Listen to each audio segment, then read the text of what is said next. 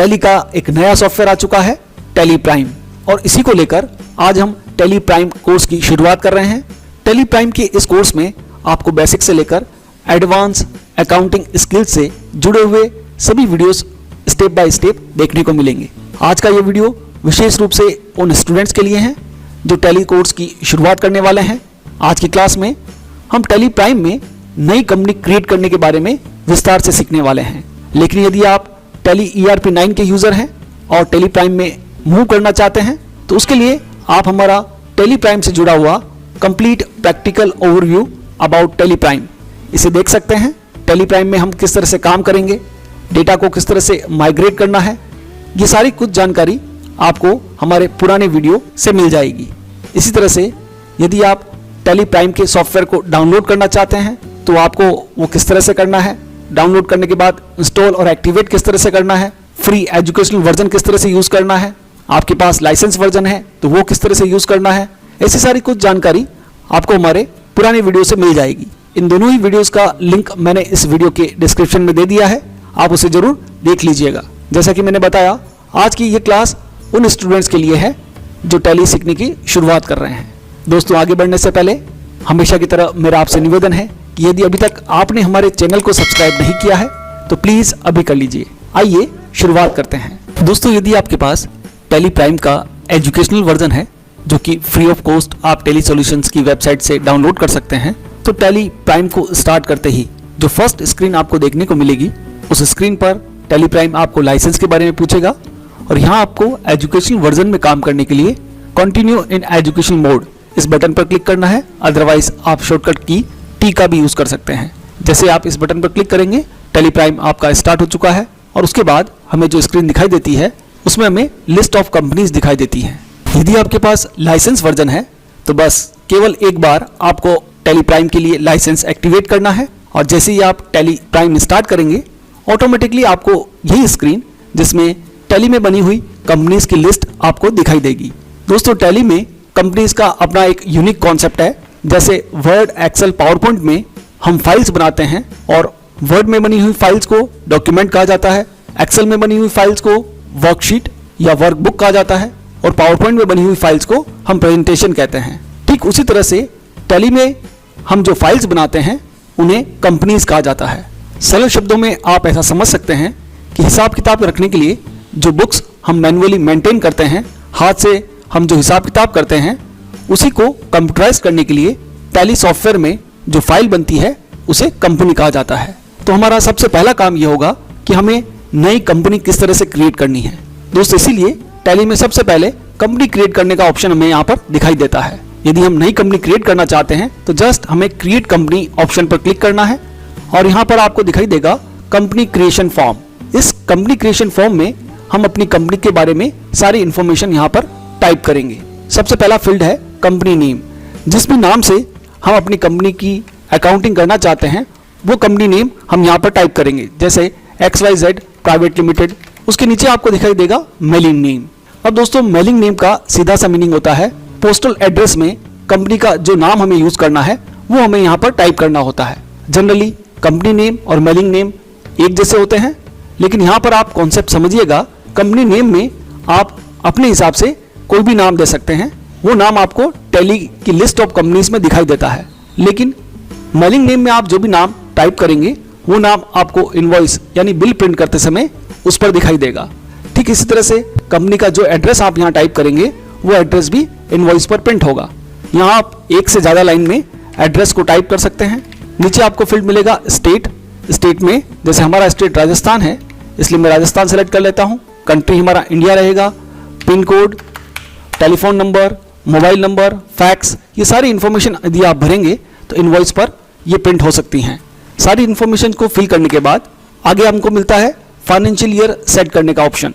Financial year beginning from, हमारा financial year कब से स्टार्ट होने वाला है। इट मीन्स हम जिस कंपनी की अकाउंटिंग कर रहे हैं उसकी अकाउंटिंग हमें किस फाइनेंशियल ईयर के लिए रखनी है।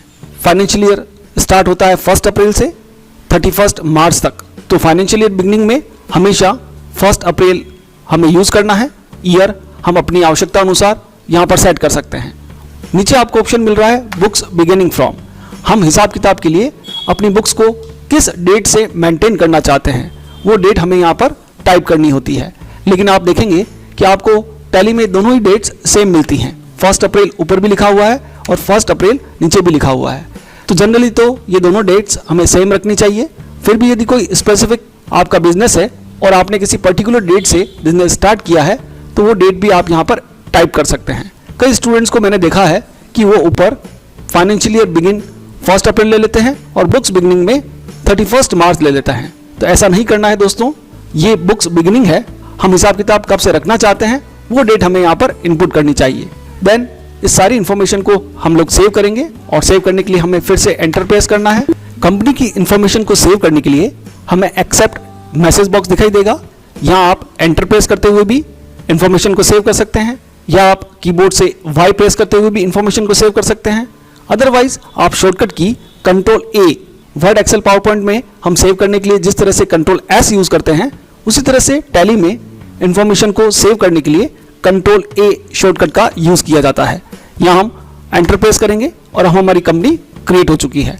दोस्तों कंपनी क्रिएट करते ही हमें इस कंपनी के लिए जो भी काम करना है, जो अकाउंट्स मेंटेन करना है, उस अकाउंट्स को मेंटेन करने के लिए कुछ ऑप्शंस को हमें इस सॉफ्टवेयर के लिए कॉन्फ़िगर करना होता है। विशेष रूप से टैली प्राइम में आप जैसे ही कंपनी क्रिएट करेंगे ऑटोमेटिकली आपको अकाउंटिंग, इन्वेंट्री और टैक्सेशन से संबंधित ऑप्शंस को सेट करने के लिए स्क्रीन दिखाई देगी। आज हमारी ये पहली क्लास है और अभी हम केवल बेसिक ऑप्शंस को ही डिस्कस करने वाले हैं। इस स्क्रीन पर आपको पहला सेक्शन दिखाई देगा अकाउंटिंग से संबंधित ऑप्शंस के लिए, मेंटेन अकाउंट्स, जो ऑलरेडी बाय डिफॉल्ट यस किया हुआ है। हम अपनी कंपनी में अकाउंट्स मेंटेन करने वाले हैं।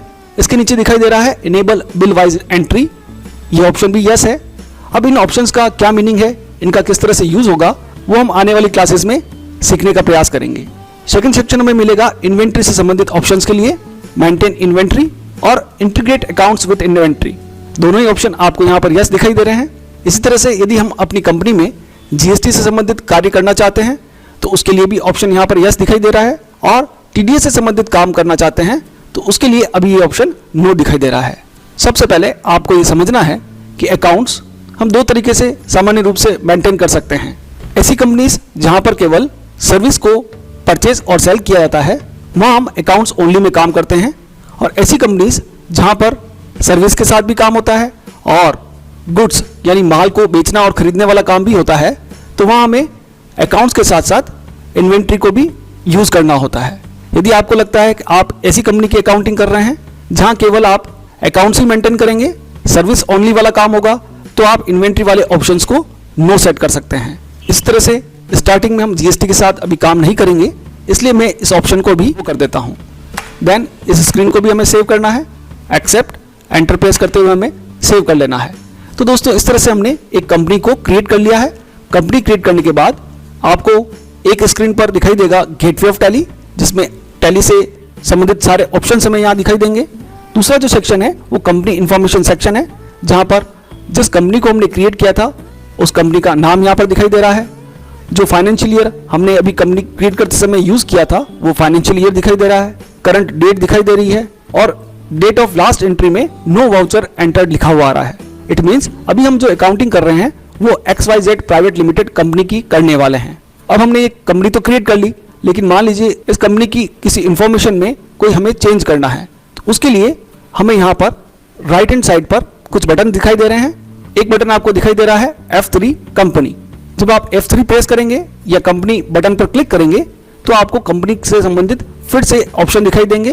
क्रिएट कंपनी, यदि आप फिर से कोई नई कंपनी क्रिएट करना चाहते हैं तो फिर से क्रिएट कंपनी। ऑल्टर कंपनी, जो कंपनी हमने क्रिएट की थी उसके अंदर कोई इंफॉर्मेशन हमें चेंज करनी है तो हम यहाँ पर ऑल्टर कंपनी का यूज कर सकते हैं।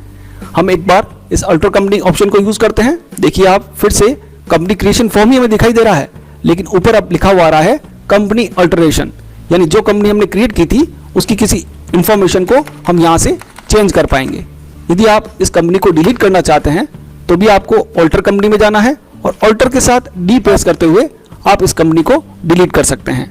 दोस्तों एक बार जब आप ये कंपनी डिलीट कर देंगे तो इसे वापस अंडू नहीं किया जा सकता। वर्ड एक्सेल पावर पॉइंट की तरह यहाँ पर कंट्रोल Z काम नहीं करता है, आप इसे अंडू नहीं कर पाएंगे।